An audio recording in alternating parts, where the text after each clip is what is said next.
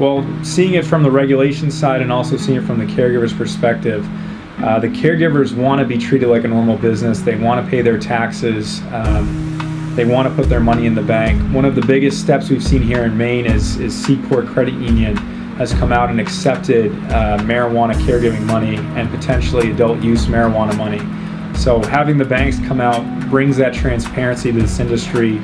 It brings it some legitness, but we just want this industry in Maine to evolve as a local industry that gives back to Maine. There aren't companies coming in from out of state doing business here and then taking that money and investing it into whatever the new state is that allows recreational marijuana in their state. So we see this as a really good market currently. We just want to keep the money here and allow the Mainers their first shot at licensing. Any updates? I know there's been several bills to go through. Yeah, so the biggest thing was they just passed their budget. So now the MLI committee, the Marijuana Legalization Implementation Committee, is meeting starting tomorrow until July 25th and discussing the final parts of what they've been meeting at over the past couple months. Okay. So they should really be dialing in what they're looking at for cultivation licensing.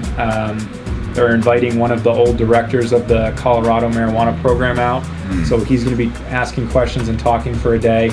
So the next 2 weeks we should see a lot of movement towards seeing what this is actually going to be. That's exciting. It is. Just speaking personally, what's your gut feeling? You think it's going to go good for Mainers as a citizenry, or? Definitely. We've been cautiously optimistic so far with the viewpoint of this committee. So whatever they give as their suggestion, it then moves on to the bigger legislature. So most likely whatever they put in, the rest of the legislature will go with that. And what we've been hearing from them and what they've been consistently saying is they want to keep this for the smaller business and keep this Maine. So putting residency requirements in.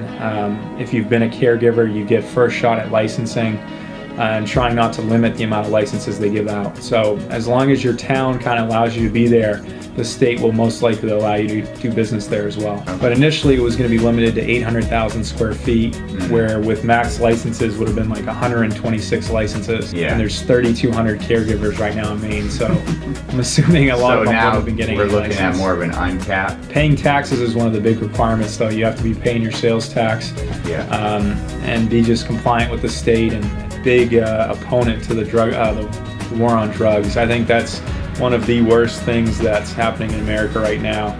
Obviously we see it up here in New England with the opioid epidemic. A lot of these pharmaceutical companies that have kept marijuana illegal for this long have made a lot of money on these really addictive drugs that really hurt our communities. So I could do a whole hour interview just on that. Too. Yeah, and that's where a lot of my clients have kind of asked me to do that. And I know some people are just already have certain pieces in place where they just might need me for a couple of the things, which is fine. But that's kind of what we're getting into now, is just walking over the past year, I've set up a solid network of like industry experts and things that I can't do, like architects, security guys, just things that are needed in this next step, but that I can't handle, so that we're just kind of getting everything ready to get that application ready for them. Presumably these regulations will expand to cover those other services, like if you want to be security or whatever, transportation. Yeah, there's going to be a lot of, and that's kind of, there are some people that are going to kind of get pushed out of the cultivation side of this. But there's going to be so much of this industry and so much money, marijuana money going around the state. I think as long as someone works hard and finds the right niche, they should definitely find a good living. The people that right now, there's a certain body of the caregiving community that just sees their livelihood disappearing. But what you're saying is they need to think more broadly about how they can help this movement. They're just the grow tent guy taking care of a couple patients. They don't have to be that anymore. There could be some other way to still get involved with the industry. Yeah, there's markets that haven't even evolved yet that I think are going to be pretty valuable. The lawyer that shares a space a couple rooms down has already kind of reserved the URLs, the handles for not a brew bus, but for like a 420 bus. Nice. So he's looking at starting like a little thing for the tourism industry of the marijuana side. So sweet. I think Maine's always been huge tourism. So there's gonna be a lot of tourism geared businesses towards marijuana that I think a lot of money is gonna be pumped through. Nice. I'll comment would just be, I have confidence in this industry here in Maine.